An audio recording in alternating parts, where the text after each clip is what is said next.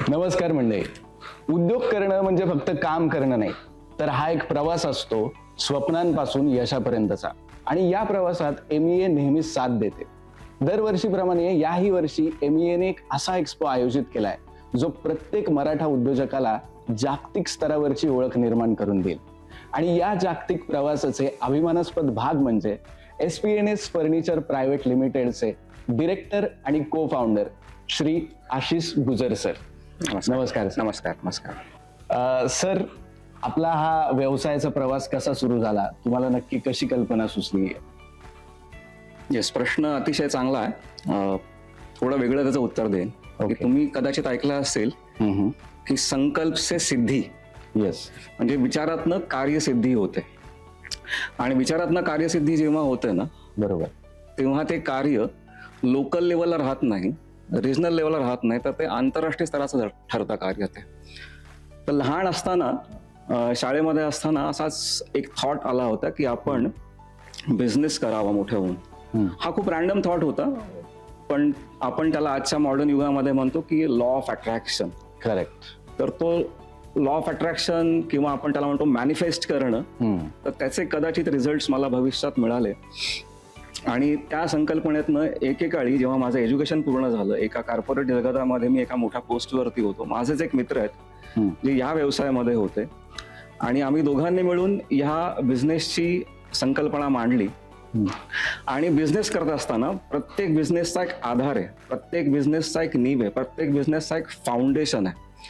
तर तो फाउंडेशन समजून घेतला आम्ही. आमचं फाउंडेशन काय, मुळात आम्ही दोघंही स्पिरिच्युअल पाथवरती होतो आणि समाजाला, देशाला, जगाला काहीतरी द्यावं ही भावना होती, आणि त्या भावनेतनं ही कार्यसिद्धी झाली आहे. ओके. तर बिझनेस, तुमचा जो प्रश्न आहे की कशी संकल्पना सुचली, तर काही गोष्टी अशा असतात की या कदाचित आपण म्हणून विधिलिखित आहेत, कदाचित असं म्हणू आपण की तुमचा संकल्प, तुमचे विचार है ना, इतके स्ट्रॉंग होते की त्यातनं सिद्धी झाली, संकल्पापासून सिद्धी. आणि हा जो बिझनेस आहे आज, जसं मी तुम्हाला सांगितलं की याचा आधार आहे विश्वसेवा, मानव सेवा. कारण कुठल्याही बिझनेसमध्ये सगळ्यात मोठी ऍसेट जी असते दॅट इज ह्युमन ऍसेट. तर त्या ह्युमन ऍसेटला सांभाळून गेले 23 वर्ष हा प्रवास आम्ही करतोय. हो, ग्रेट. तर 23 वर्षापासून तुमचा हा प्रवास चालू आहे सर, अखंड प्रवास चालू आहे. म्हणजे 23 वर्ष या इंडस्ट्रीमध्ये टिकणं खरंच खूप मोठी गोष्ट आहे. तर आता इतक्या वर्षाचा काळ तुम्ही पाहिलेला आहे, तर नक्कीच आपल्या बिझनेसमध्ये काहीतरी वैशिष्ट्य असतील जे इतरांपेक्षा आपल्याला वेगळे ठरवतात. तर ते वैशिष्ट्य काय आहेत किंवा आपल्या बिझनेसचे युनिक सेलिंग पॉइंट काय आहेत, हे आम्हाला जाणून घ्यायला आवडेल. युनिक सेलिंग पॉइंट किंवा वैशिष्ट्य तुम्ही म्हणाल तर तुमच्या प्रश्नाचं थेट उत्तर असं देईन की we are hardcore sofa manufacturer. Furniture हा तसा खूप वास्ट सब्जेक्ट आहे. So we are only into sofas. तर आम्ही ब्रँड पोझिशनिंग ओनली सोफाज या नावाने केलेली आहे. आणि पॅन इंडिया सप्लाय आहे, हे एक वैशिष्ट्य आहे. गोदरेज इंटेरियो, त्यांचा आम्ही व्हेंडर होतो. तुम्ही कदाचित virtual mall, paper fry brand ऐकला असेल, त्यांनाही आम्ही सप्लाय करतोय गेले कित्येक वर्ष. पुण्यातले जवळपास नामवंत 500 ते 600 आर्किटेक्ट्स, त्यांच्यासोबत आमची कामं चालू आहेत. अगेन वैशिष्ट्य किंवा USP असे की कस्टम मेड सोल्युशन. ओके. बरं, आता त्यात एक पॉईंट फक्त ऍड करतो. जेव्हा मॅन्युफॅक्चरिंग आम्ही स्टार्ट केलं, USP सांगता येईल की we are an ISO certified organisation. आता ISO का म्हणतोय, जेव्हा ISO कन्सल्टन्सी आम्ही घेतली तेव्हा आमच्याकडे काही कन्सल्टंट आले होते. त्यांनी आम्हाला प्रश्न विचारला की सर, तुम्हाला ISO का हवा? तर माझं उत्तर होतं की मला कुठलाही याचा मार्केटिंग टूल म्हणून वापर करायचा नाहीये. तर खऱ्या अर्थाने जे काही लूप होल्स आहेत, जे काही प्रॉब्लेम्स आहेत, जे काही सिस्टीम्स आहेत, त्या रिडिफाईन करायच्या आहेत. आणि रिडिफाईन करून जे काही इम्प्रुव्हमेंट्स आणता येतील ते आणायचं आहेत आणि एक जागतिक दर्जाची कंपनी बनवायची. तर ISO सर्टिफाईड कंपनी हे देखील आमचं एक वैशिष्ट्य आहे. पॅन इंडिया सप्लाय आहे. आणि सगळ्यात महत्वाची गोष्ट, एथिकल आणि स्पिरिच्युअल बॅकग्राऊंड आहे आमची. ब्रह्माकुमारी संस्थेमध्ये आम्ही मेडिटेशन आणि राजयोगाचा अभ्यास करतोय गेले 28 वर्ष. आणि हा अभ्यास करत असताना एथिक्स, कोड ऑफ कंडक्ट, स्पिरिच्युअलिटीचे काय फायदे आहेत याचा प्रत्यय आम्हाला रोज येतोय. मॅनेजमेंटच्या भाषेत सांगायचं झालं तर आपण 3 प्रकारचे बिझनेस म्हणतो. पहिला बिझनेस आहे B2C, दुसरा बिझनेस आहे B2B, आणि तिसरा बिझनेस आहे P2P. Now what is P2P? P2P is people to people. Okay. जेव्हा थेट हार्ट टू हार्ट कन्व्हर्सेशन होतं तेव्हा तुमचा बिझनेस हा जागतिक दर्जाचा होतो, त्याच्यासाठी प्रोसेस रिडिफाईन करणं, सिस्टीम्स टाकणं, बरोबर.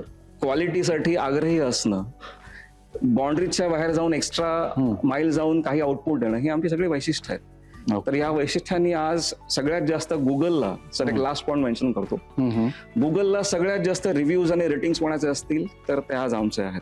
ओके. म्हणजे आज एवढी कॉम्पिटिशन आहे, एवढ्या कॉम्पिटिशन मध्ये आज गुगल आम्हाला नंबर 1 ला ठेवतात. So this is our USP. Great great sir. आता तुम्ही सांगितलं मगाशी की तुम्ही फक्त सोफा या निश मध्ये प्रयत्न केला, म्हणजे काम सुरू केलं, पण नंतर कधी असं वाटलं की आपण सोफा सोडून इतरही गोष्टीत फर्निचरच्या वेगवेगळ्या प्रकारात आपण काम करायला पाहिजे होतं, किंवा त्याचं प्रोडक्शन करायला पाहिजे होतं, त्याचं मॅन्युफॅक्चरिंग करायला पाहिजे होतं, असं कधी वाटलं? 2 अँगलनी त्याला उत्तर देईन. एक तर त्याला सांगेन ॲज अ साईड की आम्ही स्पिरिच्युअल पाथ वरती आहोत, त्यामुळे लोभ हा आपल्याला आवडता आला पाहिजे. आणि युएसपी तुम्ही म्हणालात की आमची जी ब्रँड पोझिशनिंग आहे, ती ब्रँड पोझिशनिंग काय झालेली आहे, आम्ही ओनली सोफाज नावाने आमचं ब्रँड पोझिशनिंग केलं. त्यामुळे त्यांचा एक अपर ऍडव्हान्टेज आहे आम्हाला. सिंगल प्रोडक्ट आहे आणि सिंगल सिग्नल आहे, तर ती आमची युएसपी आहे. त्यामुळे एक प्रोडक्ट घेऊन त्याचं आम्ही डीपर पेनिट्रेशन पूर्ण भारतात केलेलं आहे. सो आमचा तो अपर हँड आहे. ओके. त्यामुळे आणि फर्निचर सर खूप व्हास्ट सब्जेक्ट आहे. करेक्ट. तर एवढ्या व्हास्ट सब्जेक्ट मध्ये न जाता आम्ही एकच प्रोडक्ट घेऊन त्याचं डीपर पेनिट्रेशन केलं. म्हणजे अगदी आसामपासून ते बरोड्यापर्यंत आणि JNK पासून त्रिवेंद्रम पर्यंत, कन्याकुमारी पर्यंत आमचा supply. Okay. So this is the achievement. Yes, great. So आता SPNS हे आपल्या ब्रँडचं नाव आहे. सो SPNS या नावामागची कहाणी काय आहे? नाही, टू बी ऑनेस्ट याचं असं काही कहाणी काही नाहीये. तर याचा लॉंग फॉर्म आम्ही असा करतो की सोफा प्रोडक्शन अँड सर्व्हिसेस, अँडचं आम्ही ते एन केलेलं आहे. ओके. म्हणजे तुमचं नावातच आहे की सोफा हे प्रोडक्शन हाऊस आहे. हे प्रोडक्शन हाऊस आहे आणि सर्व्हिस सुद्धा तुम्हाला इथे लाईफ टाइम मिळेल. MEAचा आणि तुमचा संबंध किती वर्षापासून आहे? मी हद आणि बेहदच्या पलीकडे आहे. तर MEAचा आणि माझा संबंध हा तसा जुना आहे, अनंत काळापासून आहे, बेहदचा आहे.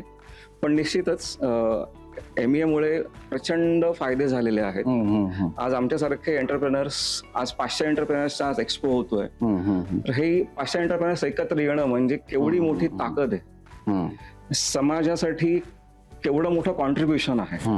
तर निश्चितच MEAचा आमचा संबंध जो आहे तो हा अनादी काळापासून चालू आहे. मी कुठला त्याला वर्ष, काळ, महिने असा स्पेसिफिक त्याला काही सांगणार नाही. आता अनादी काळापासून तुम्ही MEA सोबत जोडले गेलेले आहात, तर MEA बाबतची एखादी खास गोष्ट काय वाटते तुम्हाला? इम्प्रेसिव्ह गोष्ट काय आहे MEA बाबतची? MEA मुळातच मराठा एंटरप्रेनर्स असोसिएशन. करेक्ट. आता मराठा म्हणल्यानंतर युजली 2 गोष्टी समोर येतात. आयदर यू आर फार्मर, तुम्ही फार्मर आहात, किंवा तुम्ही पॉलिटिक्स मध्ये आहात. तर व्यवसायाकडे फार कमी लोक आहेत. पण चित्र बदलत आहे आणि मोठ्या प्रमाणात उद्योजक तयार होत आहेत, नवीन उद्योजक तयार होत आहेत आणि त्यांना उत्तम संधी, उत्तम प्लॅटफॉर्म. कारण संघटनाचं आपलं एक महत्व आहे. कुठलाही एक माणूस एकटा कार्य करतो आणि तो संघटनात राहून कार्य करतो. तर संघटनात राहिल्यानंतर असे अनेक फायदे आहेत बिझनेस डेव्हलपमेंटसाठी, बिझनेस स्केलअप करण्यासाठी. तर MEAचे प्रत्येकाने, मी म्हणतो जे कोणी मराठा एंटरप्रेनर्स आहेत त्यांनी MEAचा भाग व्हावं, मेंबर व्हावं, ही अशी आमची आतनं तळमळीची इच्छा आहे. Okay, great. सर, तुम्ही इतक्या वर्ष झाले बिझनेस करताय, यशस्वीरित्या बिझनेस करताय. सो जे काही तरुण उद्योजक आहेत त्यांना काय तुम्ही मार्गदर्शन कराल किंवा काय एखादा सल्ला द्याल? तरुण उद्योजक त्यांना मी एक सिंपल फॉर्म्युला देईन. सिंपल फॉर्म्युला म्हणजे 5D आहे. तर पहिला D काय की first of all set your direction. जोपर्यंत आपण दिशा ठरवत नाही की मला कुठल्या दिशेने माझी जीवनाची यात्रा करायची, तोपर्यंत मी त्या दिशेला किंवा त्या यात्रेला आकार नाही देऊ शकत. म्हणजे दिशा ठरवली नाही तर दशा होते माणसाची थोडक्यात. येस, दिशा पहिली गोष्ट ठरवणं अतिशय महत्वाचं आहे की मला माझी यात्रा पुणे टू दिल्ली करायची आहे, पुणे टू कलकत्ता करायची आहे, पुणे टू चेन्नई करायची आहे. तसंच first of all set your direction. मग तेल मॉलिश ते बूट पॉलिश, काही करायची संधी तुमच्या आयुष्यात येईल ना, ती अगदी तन, मन, धन, समय, श्वास आणि संकल्प, ज्याचा विचार असा म्हणतो, झोकून देऊन काम करण्याची वृत्ती हवी. त्यालाच आम्ही डिटरमाइंड असं म्हणतो. आज छत्रपती शिवाजी महाराजांची जयंती आहे फॉर्च्युनेटली. तर छत्रपती शिवाजी महाराजांच्या बाबतीत काय म्हणलं जातं की निश्चयाचा महामेरू, बहुत जनासी आधारू, अखंड स्थितीचा निर्धारू, श्रीमंत योगी. बरोबर. तर तरुणांनी डिटरमाइंड होणं सुद्धा गरजेचं आहे. एखादी दिशा ठरवली की मी तेवढाच निश्चयी असेल. म्हणजे एखाद्या बिझनेसमध्ये फेल्युअर आलं की पुन्हा काहीतरी नवीन बिझनेस करायचा, तिथे फेल्युअर आलं की पुन्हा काहीतरी वेगळं करायचं. तर अडीग राहणं कुठल्याही कार्यामध्ये, कुठल्याही क्षेत्रामध्ये, किती फेल्युअर्स येऊन देत, मी ह्याच कार्यामध्ये संपूर्णत्वाला जाईन, ही संकल्पना किंवा हे विचार किंवा आपण त्याला असं म्हणू की हे जे बीज आहेत, संकल्परूपी बीज, हे आपण मनामध्ये रोवले पाहिजेत. बरोबर. तिसरं आहे डेडलाईन सेट करणं. जोपर्यंत आपण कुठल्याही कार्यामध्ये डेडलाईन नाही सेट करत, तोपर्यंत त्याला गोल्स आणि ड्रीम्स मध्ये फरक आहे. गोल्स काय असतात की डेडलाईन घेऊन असतात, आणि ड्रीम्स काय असतात त्याला कुठली डेडलाईन नसते. बरोबर आहे. तर first set your direction, determined असणं गरजेचं आहे, डेडलाईन असणं गरजेचं आहे, डेडिकेशन, समर्पण भाव. बरोबर. तर हे समर्पण भाव असला पाहिजे. आणि तरुणांनी पुढे जाण्यासाठी छत्रपती शिवाजी महाराजांचा आदर्श घ्यावा. स्वराज्य नामाची निर्मिती म्हणजे आपण असं सहज आपण विचार करूया की त्यावेळेस अनेक कॉम्पिटिटर्स होते. मुघल, डच, पोर्तुगीज, फ्रेंच, सिद्धी जोहर, या सगळ्यांना पुरून उरलेले छत्रपती शिवाजी महाराज म्हणजे लोकल एक लेवलचा एक मॅन्युफॅक्चरर म्हणा किंवा एक ट्रेडर म्हणा किंवा एक बिझनेसमॅन म्हणा, या सगळ्या MNCs ला आज मात देतो, पुरून उरलेला आहे. तर तरुणांनी मुळात निश्चयी राहणं, डिटरमाइंड राहणं, डेडलाईन सेट करणं हे अत्यंत गरजेचं आहे. आणि थोडंसं योगी जीवन जगता आलं, कारण आजकाल डेव्हिएशन्स, डिस्ट्रॅक्शन्स खूप आहेत. त्यामुळे आपल्याला आपल्या संकल्पांवरती, आपल्या कृतीवरती, कारण संकल्प हे तुमच्या विचार जे आहेत हे तुमच्या आचाराचं, आचार म्हणजे कार्य, याचं मूळ आहे. त्यामुळे आपले संकल्प जेवढे स्ट्रॉंग असतील, आपण जिद्द, चिकाटी आणि सातत्याने जेव्हा आपण आपल्या प्रवासावरती पुढे जात राहू, तेव्हा यश हे तरुणांना नक्की मिळणार आहे. लास्ट मी असं सांगेन की स्किल्स तरुणांकडे कदाचित असतील, आहेत, पण स्किल सोबत विल ही तेवढंच महत्वाचं आहे. विल जर नसेल म्हणजे इच्छाशक्ती नसेल तर कित्येक वेळा स्किल असून सुद्धा यश मिळत नाही. त्यामुळे इच्छाशक्ती कशी डेव्हलप करता येईल, मग त्यासाठी मेडिटेशन, त्यासाठी राजयोगा, त्यासाठी व्यायाम, ह्या सगळ्या गोष्टींसाठी तरुणांनी झोकून दिलं पाहिजे. म्हणजे व्यायाम शारीरिक तेवढाच महत्वाचा आहे. परिवर्तन कसं असलं पाहिजे, परिवर्तन अंतर्बाह्य असलं पाहिजे. आपण कधी बाह्य आउटर वर्ल्ड पासून इनर वर्ल्डला येत नाही, आतनं बाहेर जातो. बरोबर. सो तरुणांसाठी हे बेसिक टिप्स आहेत. बाकी अजून याच्यावरती बरेच काही सांगता येईल. सो शेवटचा प्रश्न विचारावा वाटतो सर की MEA international business expo through तुम्ही इतर उद्योजकांना काय आवाहन कराल? इतर उद्योजक आपल्या आपल्या क्षेत्रात खरं खूप चांगलं कार्य करतायत. मी त्यांना आवाहन काही करणार नाही, पण येस, आपलं संघटन हे मजबूत व्हावं ही अशी अपेक्षा आहे. आणि हे संघटन जे आहे हे आंतरराष्ट्रीय दर्जाला जावं.